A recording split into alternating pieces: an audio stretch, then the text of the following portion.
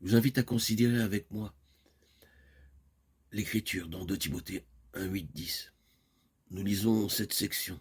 N'aie donc point honte du témoignage à rendre à notre Seigneur, ni de moi son prisonnier, mais souffre avec moi pour l'évangile par la puissance de Dieu qui nous a sauvés et nous a adressé une sainte vocation, non à cause de nos œuvres, mais selon son propre dessein, selon la grâce qui nous a été donnée en Jésus-Christ avant les temps éternels, et qui a été manifestée maintenant par la venue de notre Sauveur Jésus-Christ, qui a réduit la mort à la puissance et a mis en évidence la vie et l'immortalité par l'évangile. Littéralement écrit l'incorruptibilité de Timothée 1, 8, 10. Ce que nous voulons considérer comme la clé de notre propos, c'est ayant détruit d'une part la mort, ayant fait briller d'autre part la vie et l'incorruptibilité. C'est une affirmation de la finalité grandiose de la venue du Seigneur Jésus en ce monde, de sa vie, de sa mort et de sa résurrection. Ce grand dénouement est ici énoncé comme étant l'introduction de la lumière, de la vie et de l'incorruptibilité. Cette venue, cette existence, cette mort, cette résurrection ont déterminé la substance même de l'évangile. C'est pourquoi l'apôtre dit ici que cet évangile a mis en lumière ce grand dénouement. Tout cela a été mis en lumière par l'évangile. La finalité de la prédication, de la proclamation de la bonne nouvelle, c'était la vie et l'incorruption.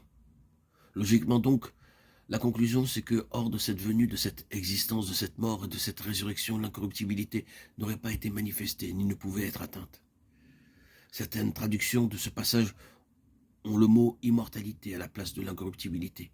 Vie et immortalité sont de malheureuses traductions selon nous, parce que l'immortalité a pris généralement une toute autre signification dans l'esprit des gens que celle qui se trouve ici dans ce mot. C'est pouvoir penser que cela signifie la continuation après la mort physique, la survie après la vie ici-bas.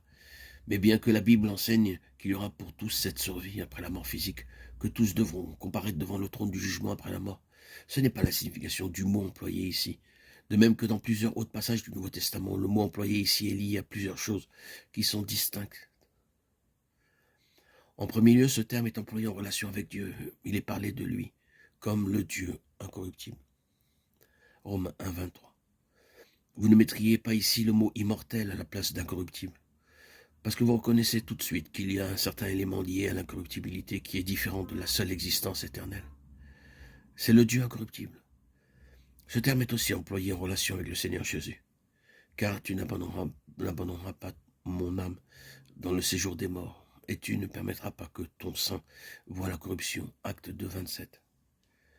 Il n'était pas possible qu'il puisse voir la corruption. Le Seigneur Jésus avait une vie et une nature incorruptibles, ce qui signifiait qu'il y avait quelque chose qui triomphait de la mort. La mort n'était pas seulement inopérante ou mise de côté. Il y avait un élément qui détruisait la mort. C'était cet élément d'incorruptibilité.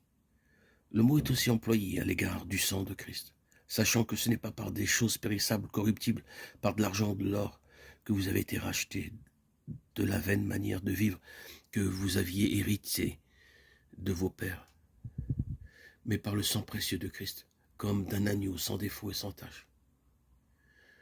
1 Pierre 1, 18, 19. Vous voyez qu'il y a ici un élément d'incorruption. C'est quelque chose de plus. C'est aussi employé à l'égard des corps glorifiés des croyants, car il faut que ce corps corruptible revête l'incorruptibilité et que ce corps mortel revête l'immortalité. 1 Corinthiens 15, 53.